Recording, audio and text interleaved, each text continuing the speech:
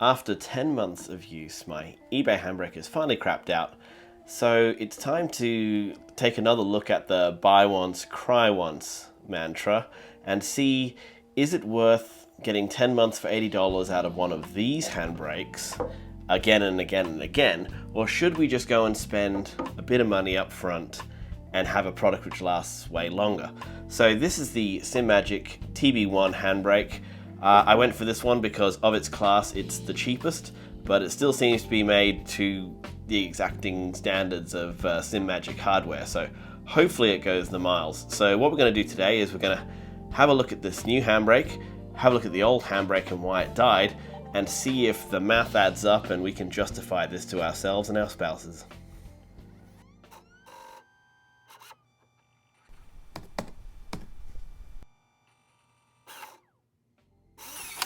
So these eBay handbrakes are famous for a couple of things. One is this lateral wobble, which they all have, that you can't really get rid of. I mean, you can spend more money and replace some washers and things, but that just moves the load into other areas, and then they eventually break.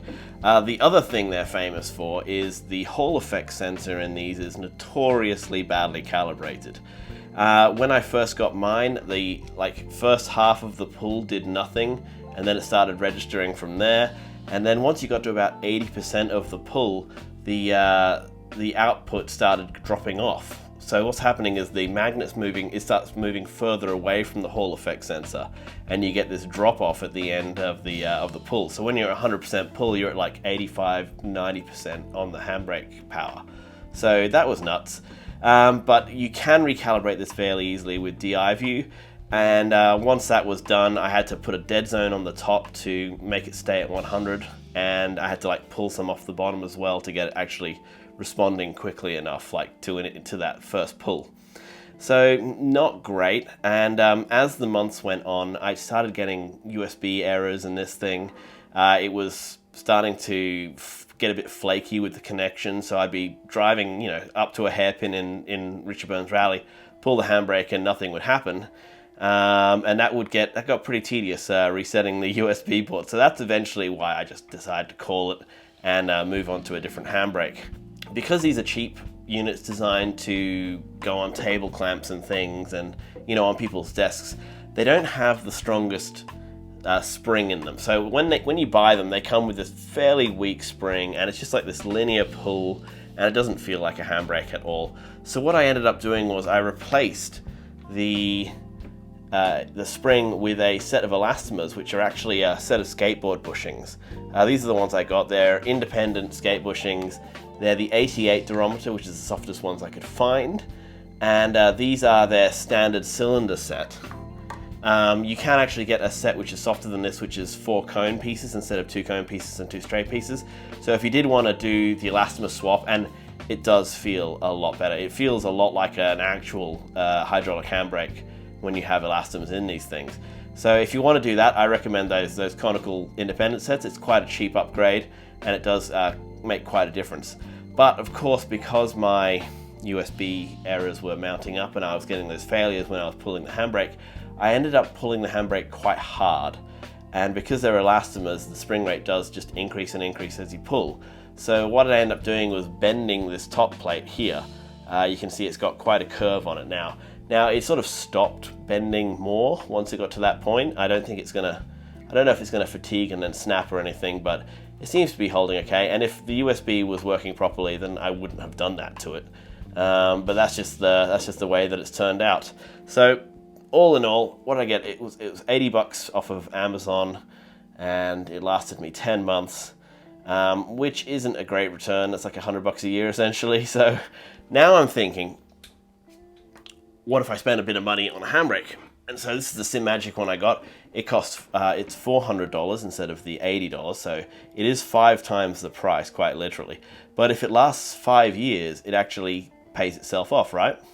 And of the this tier of handbrake, so this sort of lives alongside the Husinkfeld V2 handbrake, the VNM. They're all very, very similarly built. They've all got a load cell, an elastomer, and then like a little sort of preload spring, which takes up that pad contact point, and then you get into the elastomer. So they're all built very similarly on the inside. You get varying sort of amounts of adjustability and sort of construction style. I went with this one because it was the cheapest of the three, and because I've already got some other Simagic gear which seems to have done right by me. Everything is machined out of very thick aluminium. It's quite a heavy little unit, quite a nugget. Everything is machined aluminium. All the plates, the side plates, are very thick. This handle here is a single piece with a screw-on handle at the top. So if you wanted to, you could put shorter handles on or longer handles or what have you to get different reaches. And you can actually make this into a horizontal mode by undoing these two bolts down the bottom here and then flipping the handle over. So you end up with this quite a long unit if you want to mount it horizontally, which is why I think if you did want to go for that horizontal style, you'd be better off with the Husinkfeld V2, which put it into horizontal mode, it comes over the top instead of extending out the other way, and that leaves you with a much more compact footprint and lifts the handle up a little bit as well. So it's you can mount this body lower and get that handle in a nice position where it's unobstructed. I wasn't worried about that because I wanted to mount mine vertically this time. My last Handbrake I did have mounted horizontally and it was fine. I just feel like I want to mix things up and go for that more modern rally approach with the little stick up next to the shifter. Now, this does come with in the box, it's all packed the same way that Simagic always does it. You get some hardware as well. Now we've got a USB-C cable instead of the mini USB that you used to get with the older Simagic gear. But this is the standard that they're now using on the FX rims, the GTC, and all that sort of stuff. So they're going to a USB-C standard. And of course, it doesn't really do much for a Handbrake. I mean, I'm not going to need the bandwidth or the power output options, but I do like having everything USB-C, so that's easy enough. You also get this little bag of mounting hardware, which is standard Simagic fare, but weirdly, it says it comes with a 4mm and a 6mm Allen key, but it doesn't include the 2mm Allen key you need to open this top plate to change the elastomer out. And that's extra weird because they actually give you a second elastomer, which is a different rate to the one that's in there. This is a skinnier one, so you get like a fat one and a skinny one. So this one will have a lower spring rate and allow a longer pull if you want. I'm going to leave the fat one in there, but I still want my 2mm Allen key to get into this thing. And it's like a 2-cent part, so I think that's just something they'll sort out in future revisions when they get around to packaging it properly. So anyway, we're going to crack into here and have a look inside. Okay, so now we can take the top cover off and have a look inside. So as you can see in here, we've got the load cell. I believe it's a 100 kilo load cell, but it doesn't really matter how many kilos it is if you get your leverage right. Then we have a little preload, like that little preload spring, so the little coil spring, then our elastomer, and you can see there's quite a difference in the diameter of these two elastomers here. This one is quite skinnier. We've got the big fat boy elastomer in here, and then we've got our spherical bearing rod end on the end there. It does look very similar to the ones that are in the brakes, but might even be a little bit bulkier. It's a very nice looking piece. Should not wear out at all. If we look into the joints as well, all the main brackets either have pressed in bearings or bushings, but either way, they do look hefty and quite nice. Everything is really nicely manufactured in this thing. Nothing is going to wear out. And underneath all that, buried at the bottom, is the little PCB that just outputs to that USB-C port on the back here. In terms of adjustability, there isn't a lot going on in this thing.